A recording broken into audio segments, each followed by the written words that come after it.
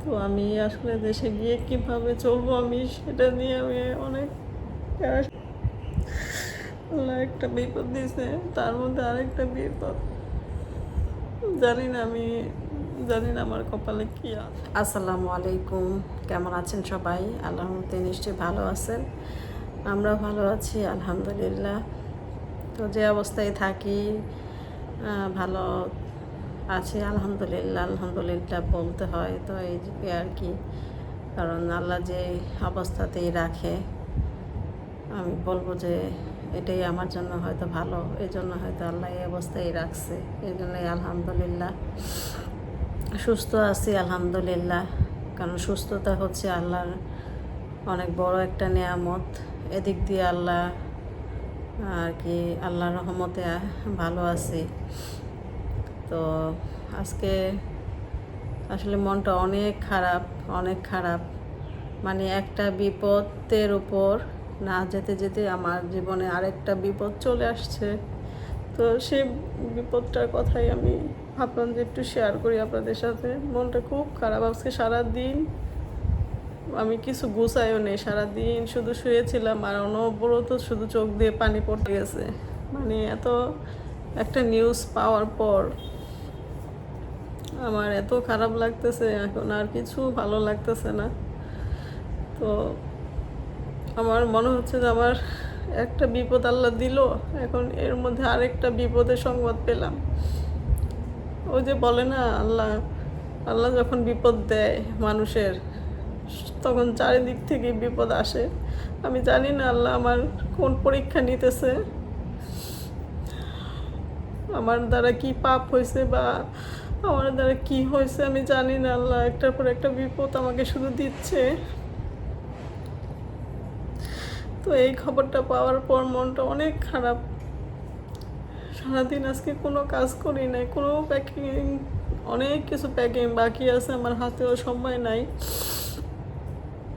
তো আপনারা হয়তো কম বেশি সবাই জানেন বাংলাদেশে ব্যাংকগুলোর অবস্থা। তো ইসলামী ব্যাংকের একটা খবর আমি অনেক দিন ধরেই তো শুনতেছি ইসলামী ব্যাংকের অবস্থা ভালো না, বা বাংলাদেশে যে বেশিরভাগ ব্যাংকের অবস্থাই ভালো না, কিন্তু ইসলামী ব্যাংকের অবস্থা তো একদম বেশি খারাপ। এটা কেউ বলে যে সত্য, আবার কেউ বলে যে না এটা গুজব ছড়াচ্ছে, এমন কিছু না। তো আমাদের ইসলামী ব্যাংকে আমার রায়নের বাবার বেশ কিছুই আমাদের কি বলবো, আমাদের জীবনে বেশ কিছু টাকা পয়সাই ইসলামী ব্যাংকে।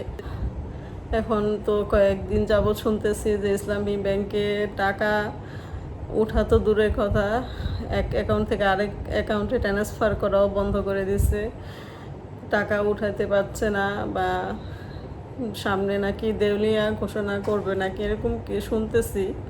ইসলামী ব্যাংকের অবস্থা তো নাকি একদমই খারাপ। তো আমার তো মনে হয় সব চলে গেল, কি আর করব। তো আমার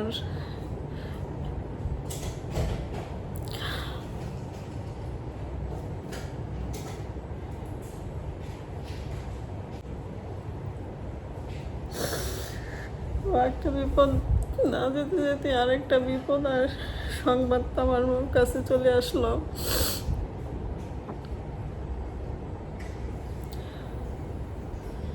জানি না আল্লাহ কপালে কী লেখছিলাম যে কারণ আমার হচ্ছে আমাদের চিন্তা করছিলাম যেটা বাংলাদেশে গিয়ে করব, ইসলামী ব্যাংক থেকে টাকাগুলো অন্য অন্য একটা ব্যাংকে আর কি ট্রান্সফার করব। আর মানে কি বলবো, মানে গিয়ে এটা করার ইচ্ছে ছিল যে যেই ব্যাংকগুলোতে এখন সমস্যা কম, ওই দেশে গিয়ে বুঝে শুনে, কারণ এখান থেকে তো আর এত কিছু করা সম্ভব হয় না।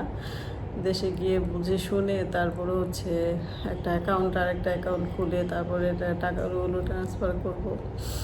তো এখন শুনতেছি যে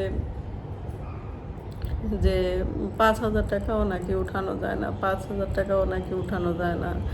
এমনি তো নিউজে সব কিছু দেখতেছি, আবার আমাদের মানে আমার কাছের মানুষ যারা আছে, আমার আত্মীয় স্বজন, তাদের মাধ্যমেও সংবাদ পেলাম যে খুবই খারাপ অবস্থা। তো আমি আসলে দেশে গিয়ে কিভাবে চলবো আমি সেটা নিয়ে আমি অনেক প্যারাশানি। আল্লাহ একটা বিপদ দিয়েছে, তার মধ্যে আরেকটা বিপদ। আমি জানি না আমার কপালে কি আছে। খবরটা পাওয়ার পর থেকে মনটা অনেক খারাপ, অনেক খারাপ। মানে আমার হাত পা যেমন আর কাজ করতেছে না, কিছুই কাজ করতেছে না, মাথায় কাজ করতেছে না। তো কি করব বুঝতে পারতেছি না যে কি হইতেছে বা কি হইতে যাইতেছে, কিছুই বুঝতেছি না। যে আল্লাহ একটার পর একটা বিপদ শুধু দিচ্ছে, আমি কিভাবে এগোতে এত কিছু কাটায় উঠবো, কিভাবে কুলাবো, আমি কিছুই বুঝতে পারতেছি না। তো আমাদের বেশিরভাগ টাকাই হচ্ছে ইসলামী ব্যাংকে। আমরা দেশে গিয়ে কিভাবে চলবো সেই কথা চিন্তা করলে আমার কিচ্ছু ভালো লাগে না।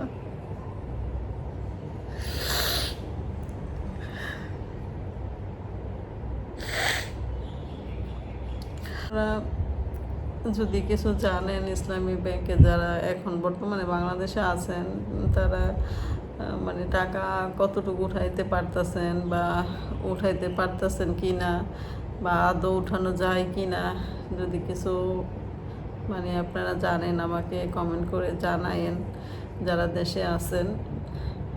তো রায়না বাবার মনটা অনেক ভেঙে গেছে। তো আমি আসলে কি বলে যে রায়না বাবাকে সান্ত্বনা দিব, বা আমি কি কি মনে বুঝ দিয়ে সান্ত্বনা নিব, আমি কিছুই বুঝতে পারতেছি না। তো আমি তো চিন্তা করছিলাম দেশে গিয়ে টাকাগুলো হয়তো অন্য কোনো ব্যাংক আর একটা অ্যাকাউন্ট খুলে ট্রান্সফার করব। তো আমাদের আরেকটা অ্যাকাউন্ট ছিল, ওইটা হচ্ছে চার্টার ব্যাংকে আর কি। তো ওইটা হচ্ছে অনেক দিন ট্রানজিট হয় নাই, সেজন্য ওইটা বন্ধ হয়ে গেছে, লক হয়ে গেছে আর কি। তো ভাবছিলাম যে এবার গিয়ে তো ওই ব্যাংকে আবার একটা অ্যাকাউন্ট খুলবো। তো সেটা আর হইল না। এখন হচ্ছে শুনতেছি যে একটা টাকাও নাকি উঠানো যায় না। আবার শুনতেছি যে ইসলামী ব্যাংক দেউলিয়া ঘোষণা করবে। তাহলে তো আমাদের সর্বস্বই শেষ, আমাদের সব শেষ হয়ে যাবে। তো এই কথা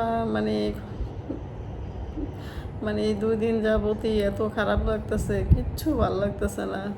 যে তাহলে আমি দেশে গিয়ে যদি টাকাই উঠাইতে না পারি, তাহলে আমি কিভাবে চলবো? কত একটা খরচ, এই যে একটা দেশ থেকে আর একটা দেশে গেলে যে আরেকটা দেশে আমি ব্যাক করতেছি, কত খরচ। টাকার উপরে দিয়ে সব টাকা যাচ্ছে। ভাবছি দেশে গিয়ে টাকা উঠে যাই হোক, যা যা প্রয়োজনীয় আছে সব কিছু করবো। যদি টাকাই উঠাইতে না পারি তাহলে কেমনি কি করব, আমি তো কিছুই বুঝতে পারতেছি না। তো আল্লাহ যে কেন এত বিপদ দিতেছে জানি না।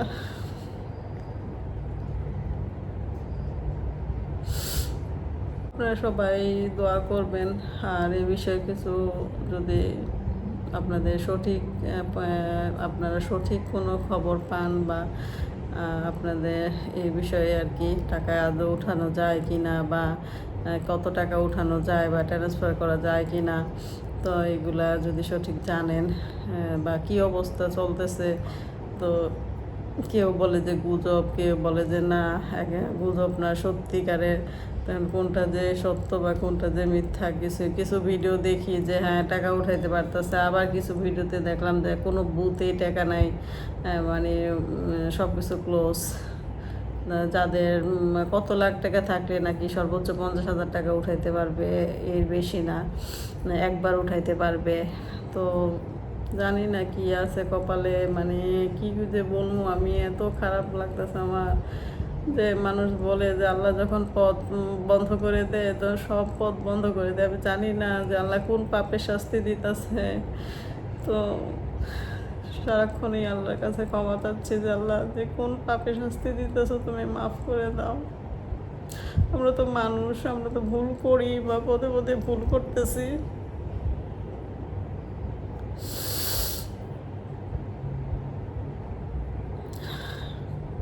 জানি না কপালে কি আছে, বাংলাদেশে গেলে তারপরে হচ্ছে বোঝা যাবে যে কি কি হবে, আদৌ এই টাকা পাবো কি না, বা কবে তোর এই টাকা আমরা ট্রান্সফার করতে পারবো বা কিছু উঠাতে পারবো কি না তাও জানি না। এখন গেলে বোঝা যাবে আর কি।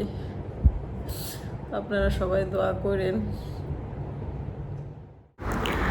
তো এই ভিডিওগুলো হচ্ছে বেশ কিছুদিন আগের ভিডিও, প্রায় হচ্ছে 15-20 দিন আগের ভিডিও হবে, 15-20 দিন না আরও আগের ভিডিও হবে। তো একটা শুটকি রান্না করছিলাম, তো রেসিপিটা করে রাখছিলাম, ভাবছিলাম যে আপনাদের সাথে শেয়ার করব, তো আর শেয়ার করা হয় নাই। তো ভাবলাম যে আজকে একটু শেয়ার করে দিই, ভিডিওগুলো আছে তো পরে আবার ডিলিট হয়ে যাবে, তো ভাবলাম যে এগুলো দিয়ে দিই যেহেতু করা আছে রেসিপি। তো আমি যেভাবে শুটকিটা ভুনা করি, তো একটু আমি ফাস্ট করে দিছি, নাহলে ভিডিওটা অনেক বড় হয়ে যায়। তো শুটকিটা হচ্ছে যে সিদ্ধ করে একটু মানে গরম পানি দিয়ে সিদ্ধ করে ভালো করে ধুয়ে তারপর হচ্ছে ফার্স্টে তেলে দিবেন।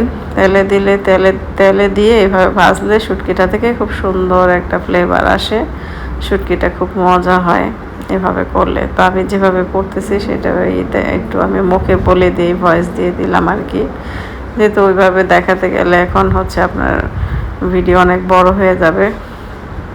তারপরে হচ্ছে শুটকিটা ভেজে সাথে তেজপাতা দিছি, আর হচ্ছে রসুন, তারপর হচ্ছে পেঁয়াজ, কাঁচামরিচ এগুলা দিয়ে ভালো করে একটু ভাজতেছি আর কি। তো এই ভাজার প্রসেসটাই আর কি একটু সময় নিয়ে করতে হবে। তো এই ভাজার উপরেই কিন্তু শুটকিটা রান্না করব আমি। আর হচ্ছে সুন্দর করে একটু হালকা ভেজে তারপর হচ্ছে আমি হলুদ আর মরিচ এটা দিয়ে দিলাম, রসুন কাঁচা মরিচ একসাথে কিন্তু দিয়ে দিছি, হলুদ আর মরিচটা ওই ঝাল অনুযায়ী যে যেমন খাবেন আর কি। আর শুটকিটা তো একটু ঝাল না হলে ভালো লাগে না। আমি কিন্তু এখানে আর কোনো মশলাই দিব না, আরেকটা জিনিস দিব সেটা বাকি আছে আর কি। তো হলুদ আর মরিচ দিয়ে জালটা মিডিয়াম আঁচে রেখে তারপর হচ্ছে এই হলুদ মরিচটা পেঁয়াজের সাথে অনেকক্ষণ পর্যন্ত একটু ভেজে নিতে হবে, তাহলে এই শুটকিটা আর কি খেতে মজা হয় আর কি। তো আমি এভাবে করি আর এভাবে সবাই খুব পছন্দ করে আমার হাতে শুটকিটা। তারপর হচ্ছে আমি একটু টমেটো দিয়ে দিছিলাম, ওইটা স্কিপ হয়ে গেছে। এই যে টমেটো দিয়ে মানে একটু ভাজা হয়ে গেলে তারপর হচ্ছে টমেটোটা দিয়ে দিবেন। টমেটোটা দিলে না শুটকিটা ভালোই মজা হয়।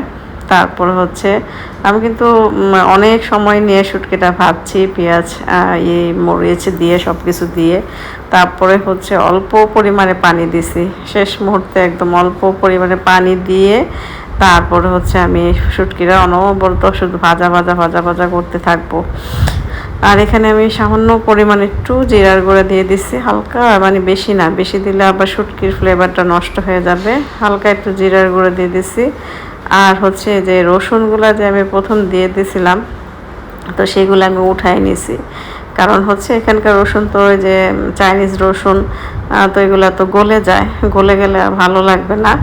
তো আমি এগুলো উঠায়ে নিছি, ভাজা একদম শেষ হয়ে গেলে তারপর হচ্ছে আমি রসুনটা জাস্ট অ্যাড করে তারপরে হচ্ছে নামায় ফেলবো। এই হচ্ছে আর কি শুটকির রেসিপি।